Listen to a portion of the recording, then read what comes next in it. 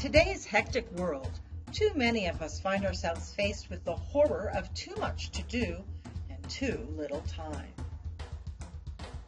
We try to cram family, friends, fun, sleep, school, work, chores, and the unexpected into a single 24-hour period called one day. Night after night, we crawl into bed a little bit more behind. We worry and fret more and more every night until finally we can't sleep at all because we are haunted by the undone.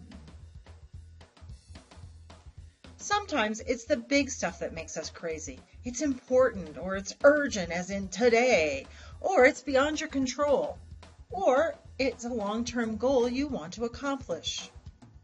Other times it's the middle-sized stuff. It's not as important, or it doesn't need to be done immediately, or you have more choices about it, but it still keeps you awake. Finally, there's the little stuff. It's not very important. It might even be fun.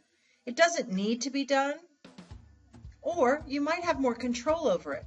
Sometimes we call this the internet, Facebook, texting. Life can get pretty rough if you can't manage the undones.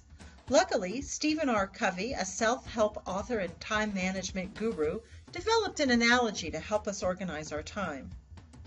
He suggested that we think about the most important, urgent things as big rocks, the less important things as small rocks, and the least important things as sand.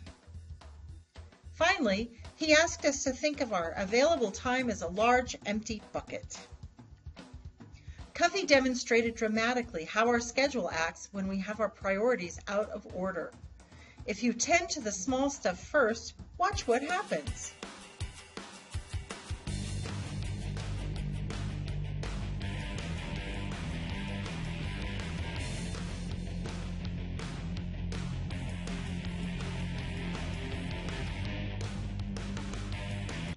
If we start filling our bucket with the sand and the small rocks, we don't have enough room for the big rocks.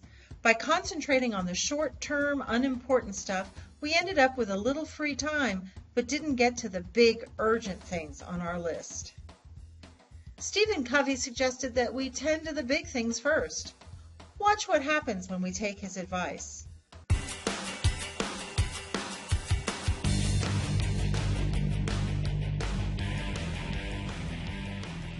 Once we have all the urgent, important, and not so important stuff scheduled, we can fit a lot of the small bits in.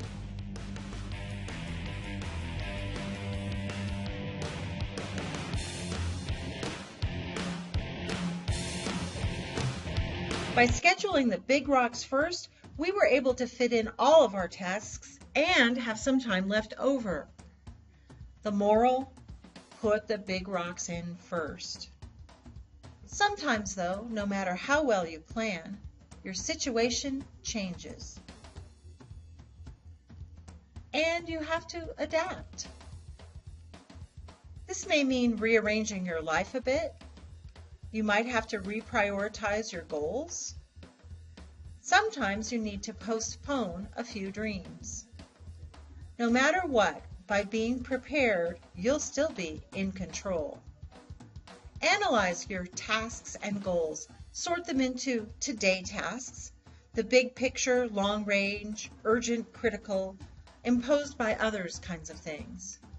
The tomorrow tasks. These are medium important, postponable. You choose when and how they get done. The whenever, not now tasks. These are self-imposed. They're usually small or trivial. They're in the moment, and they're often distractions or noise. When you design your schedule, fill in the big rocks first. Think about your classes, your work schedule, commute time, family responsibilities. Next, take care of the things you can schedule, like study time, work, personal care like sleep or exercise or even eating. Finally, schedule fun, relaxation, and the things that are important but not urgent, like time with friends or a nap, or maybe even another nap. No matter what, by being prepared and organized, you'll be in control of the undone.